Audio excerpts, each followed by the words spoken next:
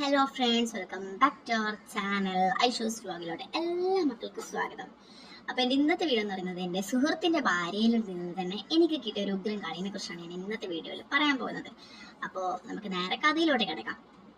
അപ്പോൾ എൻ്റെ സുഹൃത്ത് ഗിരീഷൻ, അവൻ കല്യാണം കഴിഞ്ഞ് 2 വർഷമായിട്ടും അവൻ ഗൾഫിൽ തന്നെയായിരുന്നു. കാരണം അവനൊരു സ്വപ്നം ഉണ്ടായിരുന്നു. എന്താണെന്ന് വെച്ചാൽ വീട് പണിയുക എന്നുള്ളൊരു സ്വപ്നം. അത് തന്നെ, പക്ഷേ ആ സ്വപ്നമുള്ളത് തന്നെയായിരുന്നു അവൻ്റെ ഭാര്യയ്ക്ക് അത് ഒട്ടും ഇഷ്ടമായിരുന്നില്ല. കാരണം അവൻ്റെ ഭാര്യയ്ക്ക് അവൾക്ക് വേണ്ട ഒരു സുഖ സൗകര്യങ്ങളും ഒന്നും തന്നെ കൊടുക്കാൻ വേണ്ടി അവനെ കൊണ്ട് പറ്റുന്നുണ്ടായിരുന്നില്ല. പക്ഷെ അതാണെങ്കിൽ അവൾക്ക് ഒട്ടും സഹിക്കാനും പറ്റുന്നുണ്ടായിരുന്നില്ല. അങ്ങനെ പെട്ടെന്ന് ദിവസം ഞാൻ നാട്ടിൽ പോവാൻ നേരം എനിക്കൊരു കോൾ വന്നു. അത് എൻ്റെ ഗിരിയുടെ ആയിരുന്നു. അങ്ങനെ ഗിരി എനിക്ക് വിളിച്ച് പറയുകയാണ്, ഡാ നീ നാട്ടിൽ പോകുന്നു എന്നൊക്കെ കേട്ടിട്ടുണ്ടായിരുന്നു, എന്താണ് ശരിയാണോ? ഞാൻ പറഞ്ഞു, അതെ, പോകണമെന്നുണ്ട്. ഒരാഴ്ച കഴിഞ്ഞാൽ ഞാൻ നാട്ടിലെത്തും. പക്ഷെ ഞാൻ വീട്ടിൽ ആരോടും പറഞ്ഞിട്ടില്ല. അപ്പോൾ ഗിരി എന്നോട് പറഞ്ഞു, ഡാ അതിനു മുമ്പ് എനിക്ക് എന്നെ പരിചയപ്പെടുത്താൻ മറന്നുപോയി. എൻ്റെ പേര് അനന്തു. അപ്പോൾ എന്നെ എല്ലാവരും അനു എന്നാണ് വിളിക്കാറുണ്ടായിരുന്നു. ഡാ അനു, ഞാനൊരു കാര്യം പറയാം, നീ എനിക്ക് ചെയ്തു തരുമോ? അപ്പം ഞാൻ അയച്ചു, എന്താ ഗിരി, നീ പറഞ്ഞത് എന്തെങ്കിലും ഞാൻ ചെയ്യാതെ ഇരുന്നിട്ടുണ്ടോ? അപ്പം അവൻ പറഞ്ഞു, അതും ശരിയാണ്. അങ്ങനെ അവൻ എന്നോട് പറഞ്ഞു, എന്താണെന്ന് വെച്ചെങ്കിൽ എൻ്റെ ഭാര്യ എപ്പോഴും എന്നോട് വഴക്കാണ്. എന്താണെന്ന് വെച്ചാൽ അവൾക്ക് വേണ്ട ഒരു കാര്യവും എന്നിൽ നിന്നും കിട്ടുന്നില്ല എന്നൊക്കെ പറഞ്ഞു. അവൾക്ക് വീട്ടിൽ ആരുമില്ല, അവൾക്ക് വീട്ടിൽ ഒറ്റയ്ക്കാണ്. എന്നോട് നാട്ടിൽ വാ എന്ന് പറഞ്ഞ് ഈ 4 മാസം ഫുൾ അടിയാണ്. അതിന് എന്തെങ്കിലും എനിക്കൊരു പരിഹാരം ചെയ്യണം. അപ്പം അവൻ ചോദിച്ചു, ഞാൻ ചോദിച്ചു, അല്ല ഗിരി, എന്താ നീ പറഞ്ഞു വരുന്നത്? അത് പിന്നെ നീ നാട്ടിൽ പോകുന്നതല്ലേ, നീ ഏതായാലും നിന്റെ വീട്ടിൽ പോവണ്ട. നീ കുറച്ച് ദിവസം എൻ്റെ വീട്ടിലൊന്ന് നിൽക്കുമോ? ഞാൻ നിനക്ക് കുറച്ച് സാധനങ്ങൾ തരാം. അത് നീ എൻ്റെ ഭാര്യ കയ്യിൽ കൊടുത്ത് അവളെ കുറച്ച് സമാധാനപ്പെടുത്തണം. നീ പറഞ്ഞത് മാത്രമേ വിശ്വസിക്കും. എനിക്ക് എന്തായെങ്കിലും അവൾ ആദ്യം വിളിക്കുന്നത് നിന്നെയല്ലേ, അതുകൊണ്ട് അവൾക്ക് നിന്നെ എന്തായാലും വിശ്വാസം ഉണ്ടാവും. അതുകൊണ്ട് നീ എന്തായാലും അവളെ അടുത്ത് പോകണം. എനിക്ക് വേണ്ടി ഇതെങ്കിലും ഒന്ന് ചെയ്യണം എന്ന് പറഞ്ഞു. എന്നിട്ട് അവൻ എന്നോട് പറഞ്ഞുടാ, നിന്റെ അമ്മയ്ക്ക് കൂച്ചിനാളുണ്ടല്ലോ, കാരണം നിങ്ങൾ 4 പെണ്ണും ഒരാണല്ലോ. പക്ഷേ ഞാനെന്നറിഞ്ഞത് എൻ്റെ 4 സഹോദരങ്ങളെ വിവാഹം ഒക്കെ തന്നെ കഴിച്ചിട്ട് വിട്ടു. അതുകൊണ്ട് എനിക്ക് ആ ഭാരങ്ങളൊക്കെ തലയിൽ നിന്ന് ഇറക്കി. പക്ഷെ ഇവൻ 2 നിലയുടെ വലിയ വീട് കെട്ടിയിട്ടുണ്ടായിരുന്നു. അപ്പോൾ അതിൻ്റെ കുറച്ച് കടങ്ങളൊക്കെ ഉണ്ട്. അതൊക്കെ ഒന്ന് വീട്ടാൻ വേണ്ടിയിട്ടാണ് ഇവൻ ഗൾഫിൽ പോയത്. 2 കല്യാണം കഴിഞ്ഞ് അവളുടെ അച്ഛന് 2ാമത്തെ അറ്റാക്ക് വന്നത് കൊണ്ട് തന്നെയാണ് അച്ഛൻ അവളെ കൊണ്ട് നിർബന്ധിച്ച് കല്യാണം കഴിച്ചത്. കല്യാണം കഴിച്ച് കുറച്ച് ദിവസം കഴിയുമ്പോഴേക്കും അവളുടെ അച്ഛൻ അവളുടെ വിട്ടുപോയി. ഭർത്താവാണെങ്കിൽ ഗൾഫിലും വന്നു. പിന്നീട് അവൾക്ക് നല്ല വിഷമായിരുന്നു. അങ്ങനെ അവൾ വീട്ടിലൊന്നും വിളിച്ചു പറഞ്ഞിട്ടുണ്ടായിരുന്നില്ല. ഞാൻ വീട്ടിൽ വിളിച്ചു പറഞ്ഞിട്ടുണ്ടായിരുന്നില്ല. കാരണം എൻ്റെ അമ്മ എനിക്ക് വേണ്ടി എന്തൊക്കെയോ എൻ്റെ വീട് വൃത്തിയാക്കും. കർട്ടനും ബെഡ്ഷീറ്റും കിടക്കയും ഒക്കെ തന്നെ നനക്കും, ഇന്റർലോക്കും ഒക്കെ തന്നെ വൃത്തിയാക്കും. അതുകൊണ്ട് തന്നെ അമ്മയെ വെറുതെ ബുദ്ധിമുട്ടേക്കണ്ട എന്ന് വിചാരിച്ച് ഞാൻ പറയണ്ട എന്ന് വിചാരിച്ച കാര്യം തന്നെയാണ്. പിന്നെ ഇതിപ്പോ എന്തായാലും ഞാൻ എൻ്റെ വീട്ടിൽ ആദ്യത്തെ ഒരാഴ്ച പോകുന്നില്ല. ഇവന്റെ വീട്ടിലാണ് നിൽക്കുന്നത്. അതായത് ഗിരിയുടെ ഭാര്യയുടെ അതുല്യയുടെ വീട്ടിലാണ് ഞാൻ നിൽക്കുന്നത്. അങ്ങനെ എനിക്ക് നല്ല എക്സൈറ്റ്മെന്റ് ആയിരുന്നു. കാരണം അന്ന് ബർത്ത്ഡേ ടൈം ഗിരിന്റെ ഭാര്യയ്ക്ക് ഒരു ഗിഫ്റ്റ് ഒക്കെ ഓർഡർ ചെയ്ത് നാട്ടിലോട്ട് അയച്ചിട്ടുണ്ടായിരുന്നു. ആ ടൈം ഇവന് വീഡിയോ കോൾ ചെയ്യുമ്പോൾ എനിക്ക് അവൾക്ക് എന്നെയും കാണിച്ചു കൊടുത്തിട്ടുണ്ടായിരുന്നു. അപ്പോൾ തന്നെ എനിക്ക് മനസ്സിലായി, ഗിരിന്റെ ഭാര്യ ഒരു സാധാ കൊച്ചല്ല, നല്ല സുന്ദരി കൊച്ചാണ് എന്നായിരുന്നു എൻ്റെ ഒരു ഇത്. അതുകൊണ്ട് തന്നെ അവളെ എനിക്ക് നേരിട്ട് കാണണം എന്നൊരാഗ്രഹം. ഞാനും നല്ല സൗന്ദര്യമുണ്ട്. അതായത് ഗിരിയെക്കാളും 10 ഇരട്ടി എനിക്കും സൗന്ദര്യമുണ്ട്. അവൻ എന്നോട് എൻ്റെ ഭാര്യയെ വേണ്ടാത്ത രീതിയിൽ തുടരുത് എന്നൊന്നും പറഞ്ഞിട്ടുണ്ടായിരുന്നില്ല. അവൾക്കൊരു സാറ്റിസ്ഫാക്ഷൻ ഇല്ല, അത് നീ ഒന്ന് തീർത്ത് കൊടുക്കണം. അപ്പൊ തന്നെ എൻ്റെ മനസ്സിൽ ഇടപൊട്ടി. എല്ലാം ഞാൻ അങ്ങോട്ട് മാത്രമേ പോയിട്ടുണ്ടായിരുന്നുള്ളൂ. പക്ഷെ ആദ്യമായിട്ടാണ് എനിക്കൊരു ലോട്ടറി ഇങ്ങോട്ട് വരുന്നത്. അതുകൊണ്ട് തന്നെ എനിക്ക് വലിയ സന്തോഷം ഉണ്ടായിരുന്നു. എനിക്ക് എന്ത് ചെയ്യണം, ആരോട് പറയണം എന്ന് പോലും അറിയുന്നുണ്ടായിരുന്നില്ല. അങ്ങനെ അന്ന് മുതൽ ഞാൻ എല്ലാം പാക്ക് ചെയ്യാൻ തുടങ്ങി. അങ്ങനെ അവൻ എനിക്കൊരു കെട്ട് സാധനം കൂടെ തന്നിട്ടുണ്ടായിരുന്നു അവളുടെ വീട്ടിലേക്ക്. അവളുടെ വീട് എന്ന് പറയുമ്പോൾ അവനൊരു 2 എട്ടിന്റെ വീട് കെട്ടിയിട്ടുണ്ട്. അതിൽ അവൾ ഒറ്റക്കായിരുന്നു ഉണ്ടായിരുന്നത്. അതുകൊണ്ട് തന്നെ അവൻ എനിക്ക് കുറച്ച് സാധനങ്ങളും ഒക്കെ തന്നിട്ടുണ്ടായിരുന്നു. പക്ഷെ അതിൽ വളരെ കുറവായിരുന്നു. 2-3 ചോക്ലേറ്റും ഡ്രൈ നട്ട്സ്, അതായത് ബദാം, പിസ്ത, അതുപോലുള്ള കുറച്ച് സാധനങ്ങളും ഈത്തപ്പഴം മാത്രമായിരുന്നു അതിലുണ്ടായിരുന്നത്. അങ്ങനെ ഞാൻ രാത്രി ഫ്ലൈറ്റ് കയറി. എനിക്കാണെങ്കിൽ സന്തോഷം. കാരണം രാത്രി ഞാൻ പുലർച്ചയ്ക്ക് രാവിലെ അവിടെ എത്തുകയാണ്. അവിടെ എത്തിയ ഉടനെ എനിക്ക് നല്ല ക്ഷീണം ഉണ്ടായിരുന്നു. ആ ഡോറ് തുറന്നപ്പോൾ തന്നെ എനിക്ക് ഒന്നൊന്നര സ്വീകരണമായിരുന്നു അവൾ തന്നിട്ടുണ്ടായിരുന്നത്. രാത്രി ആയതുകൊണ്ട് തന്നെ ഞാൻ അവളുടെ മുഖമൊന്നും നോക്കിയിട്ടുണ്ടായിരുന്നില്ല. വേഗം തന്നെ ആ ടാക്സി ഡ്രൈവറെ ആ പെട്ടിയൊക്കെ ഉള്ളിലോട്ട് വച്ച് ഞാൻ മുഖമൊക്കെ കഴുകി നല്ല രീതിയിൽ നല്ല ഉറക്കമുറങ്ങിയിട്ടുണ്ടായിരുന്നു.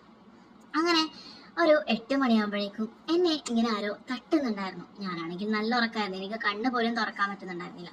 അങ്ങനെ ഒരു 11 മണിയാകുമ്പോഴേക്കും എന്നെ വിളിച്ചു. അങ്ങനെ ഞാൻ എഴുന്നേറ്റു. അപ്പോൾ തന്നെ നല്ല രീതിയിൽ നല്ല ചൂട് ചായയും. ആദ്യം തന്നെ അവൾ എന്നോട് പറഞ്ഞു, എനിക്ക് ഫുഡൊന്നും അങ്ങനെ ഉണ്ടാക്കാൻ അറിയത്തില്ല. ഞാനാണെങ്കിൽ അപ്പോൾ ഞാൻ പറഞ്ഞു, അതൊന്നും പ്രശ്നമില്ല. അപ്പോൾ അവൾ പറഞ്ഞു, എന്നൊക്കെ ഞാൻ ഇന്ന് എന്താണ് വേണ്ടത്, ദോശ വേണോ? അപ്പോൾ ഞാൻ പറഞ്ഞു, ഞാനിവിടെ ഒരാഴ്ചയില്ലേ, നമുക്ക് ഓരോരോ വെറൈറ്റി ഓരോരോ ദിവസം നമുക്ക് ട്രൈ ചെയ്യാം എന്ന് ഞാൻ അവളോട് പറഞ്ഞിട്ടുണ്ടായിരുന്നു. അങ്ങനെ അവൾ എനിക്ക് നല്ലൊരു ചൂട് ചായ കൊണ്ടുതരുമ്പോൾ തന്നെ എനിക്ക് മനസ്സിലായി ഇവളുടെ കുക്കിംഗ് ഏത് ലെവലിലാണെന്നുള്ളത്. നമുക്ക് ഒരാളുടെ ഒരു കൈപ്പുണ്യം കണ്ടുപിടിക്കാൻ വലിയ പാടൊന്നുമില്ല. ഞാൻ ആ ചായ തന്നെ കുടിക്കുമ്പോൾ എൻ്റെ 2 കൃഷ്ണമണിയും കണ്ണ് മുകളിലോട്ട് പോയി. അമ്മാതിരി ടേസ്റ്റുള്ള ചായ ആയിരുന്നു. അങ്ങനെ അവൾ എന്നോട് പറഞ്ഞു, പത്രം വേണോ എന്നോട് അവൾ ചോദിച്ചു. അങ്ങനെ അവൾ എനിക്കൊരു പത്രം തന്നു. ഞാനാണെങ്കിൽ പുറത്തായിരുന്നു എത്തിയിട്ടുണ്ടായിരുന്നു. പുറത്ത് ഒരു ചായ കസാരയിൽ കാലും നല്ല സീറ്റിന് മുകളിൽ നീട്ടി നല്ല മരവും ഇളം കാറ്റ് എൻ്റെ മുഖത്തോട്ട് അടിക്കുന്നുണ്ടായിരുന്നു. അതിൽ ഒരു മണ്ണിന്റെ മണവും ഒക്കെ തന്നെ നല്ലൊരു അന്തരീക്ഷം. ഗിരി ആള് പൊളിയാണ്. കാരണം അവന്റെ ചുറ്റും നല്ല മരങ്ങളും അതൊക്കെ ഞാൻ അവിടെ ഒരു പണിയും ചെയ്യാതെ അതൊക്കെ ആസ്വദിച്ച് അവിടെ ഇരിക്കണ്ടായിരുന്നു.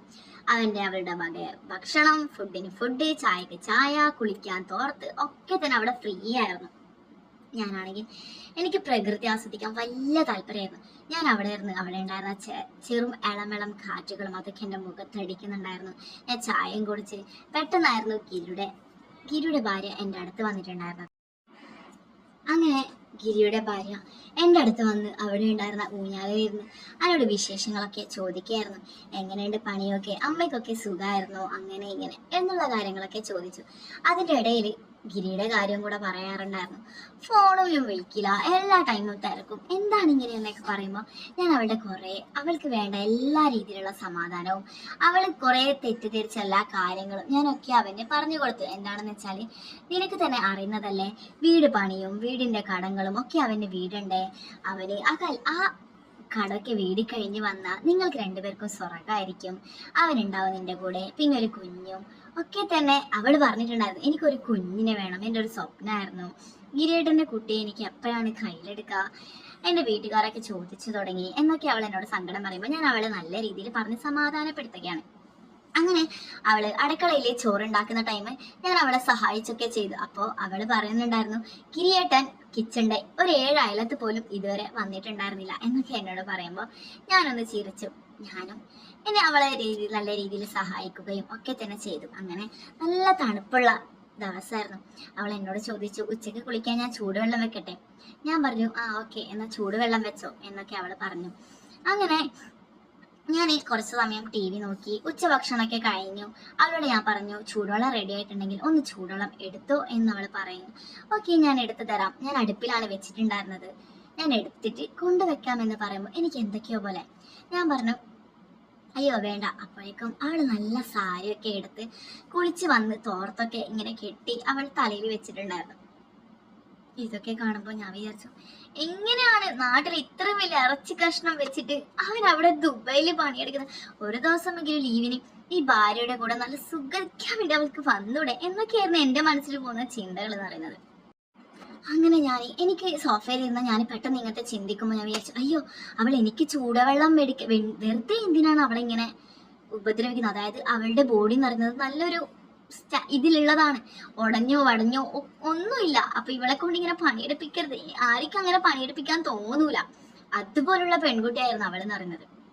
അങ്ങനെ അവളെ കണ്ടപ്പോൾ തന്നെ എനിക്ക് നല്ല രീതിയിൽ ഇഷ്ടം തോന്നി. അങ്ങനെ ഞാൻ കിച്ചണിലോട്ടേക്ക് ചാപ്പ എന്ന് പറഞ്ഞിട്ടുള്ള ഒരു സ്ഥലമുണ്ട്. അത് നിങ്ങളുടെ നാട്ടിൽ എന്താണ് പറയുന്നത് എനിക്ക് അറിയത്തില്ല. അതായത് ചൂടുവെള്ളം ചോറ് ഒക്കെ വെക്കുന്ന ഒരു കൂട് പോലെയുള്ള ഒരു ചെറിയൊരു പോലെ, അതിനുള്ളിലോട്ടേക്ക് ഞാൻ പോവുകയാണ്. നല്ല ഇരട്ടായിരുന്നു. അപ്പോഴേക്കും അവൾ അവിടെ കുനിഞ്ഞ് ആ ചൂടുവെള്ളം ഇങ്ങനെ പൊക്കുമ്പോൾ അവളുടെ സാരിയും വയറൊക്കെ ഞാൻ കണ്ട് ഞാൻ ആ ചൂടുവെള്ളം എടുക്കാൻ വന്ന ഞാൻ അവളെ ഒരു മിനിറ്റ് ഇങ്ങനെ കണ്ണും പൊട്ടി താഴോട്ടേക്ക് ഇങ്ങനെ ഞാൻ നോക്കി നിന്നു. എനിക്ക് എന്ത് ചെയ്യണം എന്നറിയുന്നില്ല. അങ്ങനെ അവൾ പെട്ടെന്ന് എടുക്കുമ്പോൾ എന്നെ കണ്ടുവന്ന് ഞെട്ടുകയും ഞാൻ അവളുടെ ഒന്നിങ്ങനെ കൈ പിടിക്കുകയും ഒക്കെ ചെയ്തു. അപ്പോൾ തന്നെ അവളും ഞെട്ടി, ഞാനും ഞെട്ടി. അങ്ങനെ അവൾ ആ ചൂടുവെള്ളം ആ ബക്കറ്റിലോട്ടേക്ക് ഒഴിച്ചു. ആ ബക്കറ്റ് ഞാൻ എടുത്തു, ബാത്റൂമിൽ പോയി നല്ല കുളിയൊക്കെ പാസ്സായി. ഞാൻ വന്നു. ആ റൂമിൽ AC ഒക്കെ ഇട്ട് ഞാൻ അവിടെ കിടക്കായിരുന്നു. അങ്ങനെ അവള് ഞാൻ എന്താണോ ആഗ്രഹിച്ചത് ആ കാര്യം തന്നെ എനിക്ക് കിട്ടുകയാണ്. അതായത് ഞാൻ അവളോട് അടുക്കാൻ പോയത് അവൾ നേരെ ഉൾട്ടായി. അവൾക്ക് ഒരു ഭർത്താവിന്റെ സ്നേഹമൊന്നും ഇതുവരെ കിട്ടിയിട്ടുണ്ടായിരുന്നില്ല. അതുകൊണ്ട് തന്നെ അവൾ എന്നെ ഒരു ഭർത്താവായിട്ട് കാണാൻ തുടങ്ങി. ഞാൻ എന്താണോ ആഗ്രഹിച്ചത് അതുപോലെ തന്നെ അവൾ എന്നോട് ഓരോ ദിവസം കഴിയുന്തോറും അടുക്കാൻ തോന്നി.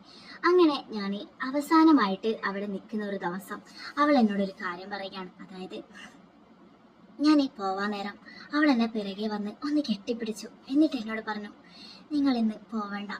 എനിക്ക് ഗിരിയേട്ടനെ കാട്ടും എന്നെ സ്നേഹിച്ചത് നിങ്ങൾ ഒരാളാണ്. എനിക്ക് നിങ്ങളെ വിട്ട് ഇനി പിരിയാൻ പറ്റത്തില്ല. കുറച്ച് ദിവസം കൂടി എൻ്റെ അടുത്ത് നിന്നൂടെ എന്ന് ഞാൻ പോവാൻ നേരം എൻ്റെ പിറകിൽ വന്ന് കെട്ടിപ്പിടിച്ച് എൻ്റെ പുറത്ത് അവളുടെ തല ഇങ്ങനെ ചാഞ്ഞു വെച്ച് എന്നോട് കഥ പറയാണ്. ഇതൊക്കെ കാണുമ്പോൾ എനിക്ക് സങ്കടവും സന്തോഷവും ഒക്കെ തന്നെ വന്നു. ഞാൻ അവളെ ഇങ്ങനെ ഫ്രണ്ടിലോട്ട് കൊണ്ടുവന്ന് ഞാൻ ഫ്രണ്ടിൽ നിന്നും അവളെ കെട്ടിപ്പിടിക്കുകയാണ്. അന്നത്തെ ആ ഒരു ദിവസം എനിക്ക് പറഞ്ഞറിയിക്കാൻ പറ്റാത്ത ദിവസം. കാരണം അവൾക്ക് എന്നെ പെരുത്തിഷ്ടായി. അവനാണെങ്കിൽ ഇപ്പോഴേ നാട്ടിലും വരുന്നില്ല എന്നെനിക്ക് ഉറപ്പായി. അങ്ങനെ ഞാൻ പറഞ്ഞു, പറ്റത്തില്ല, എൻ്റെ അമ്മയൊക്കെ ഉള്ളതല്ലേ. ഞാൻ എന്തായാലും അമ്മയുടെ കൂടെ ഒരു 2 ആഴ്ച കഴിഞ്ഞ് ഞാൻ വീണ്ടും വരും. അതായത് കുറച്ച് ദിവസം കഴിഞ്ഞ് ഞാൻ വീണ്ടും വന്നിരിക്കും. ഞാൻ ദുബായി പോകുന്നതിൻ്റെ ഒരു 10 ദിവസമെങ്കിലും നിന്റെ കൂടെ നിൽക്കും, മതിയോ എന്ന് പറയുമ്പോൾ അവൾ എന്നെ കെട്ടിപ്പിടിച്ച് വീണ്ടും കരയാൻ തുടങ്ങി. നിങ്ങൾ എന്നെ വിട്ട് പോകരുത്, എനിക്ക് നിങ്ങളുടെ അത്രയ്ക്ക് ഇഷ്ടമായി. എന്താണെന്ന് വെച്ചാൽ എൻ്റെ കിരിയേട്ടം പോലും തരാത്ത ഫീലിങ്സ് ആണ് നിങ്ങൾ എനിക്ക് തന്നത്. അതായത് ഞാൻ എന്ത് കഴിക്കാൻ തന്നെങ്കിലും എന്ത് രസാ, എന്താ ടേസ്റ്റ്, ഇതാണ് ഫുഡ് എന്നൊക്കെ പറഞ്ഞ് എന്നെ പ്രോത്സാഹിപ്പിക്കും. ഞാൻ എന്തിട്ടെങ്കിലും എന്ത് ഭംഗിയാ കാണാൻ എന്ന് പറയും. മാത്രമല്ല എന്ത് പ്രശ്നം വന്നെങ്കിലും എന്നെ ആ ഗിരിയേട്ടനെ കുറിച്ച് എന്ത് പറഞ്ഞെങ്കിലും എന്നെ സമാധാനപ്പെടുത്തും. എന്നെ കിച്ചണിൽ എൻ്റെ അടുത്ത് വന്ന് എനിക്ക് ഭക്ഷണം ഉണ്ടാക്കുമ്പോൾ എന്നോട് കുറച്ച് സംസാരിക്കും. ഇതൊക്കെ എനിക്ക് മിസ്സാവും.